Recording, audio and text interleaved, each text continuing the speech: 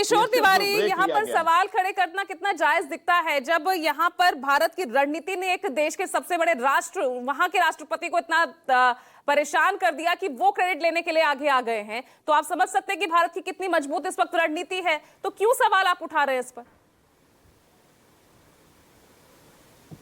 बहुत कुछ कहा है। मैं एक बात कहूंगा, ऑपरेशन सिंदूर शुरू हुआ था और सेना ने अभूतपूर्व काम किया, लेकिन ऑपरेशन समर्पण पे जाकर, सिलेंडर पे जाकर रुक गया। क्या चल रहा है ये?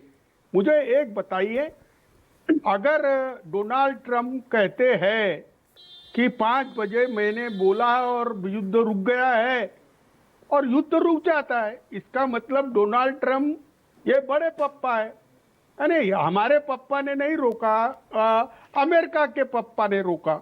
उसके बावजूद ये जो कुछ हुआ, ये भारत के अपमान है।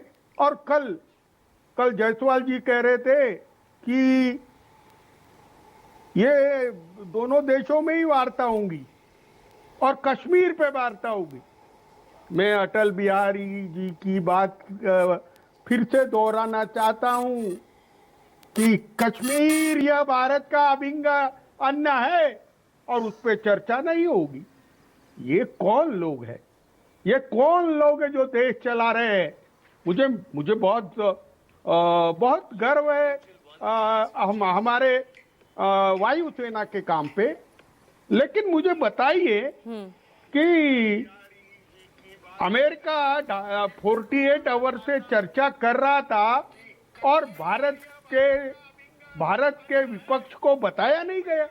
और दूसरी बात मैं आपको बताना चाहता हूं पूजा, कि जब अमेरिका का इंटरवेंशन वैलिड निकला और हमने सीज फायर किया और पाकिस्तान के तो वो मुनीर साहब ने तो उसी दिन शाम को फिर से पटाखे फोड़े। ये क्या चल रहा है? क्या चल रहा है? इतना कमजोर भारत पॉलिटिकली। लेकिन इस मोड़ पर जब यहाँ पर पूरा देश इस मुद्दे को लेकर एकजुट दिख रहा है, प्रियंका गुप्ता, इस मोड़ पर राजनीति करना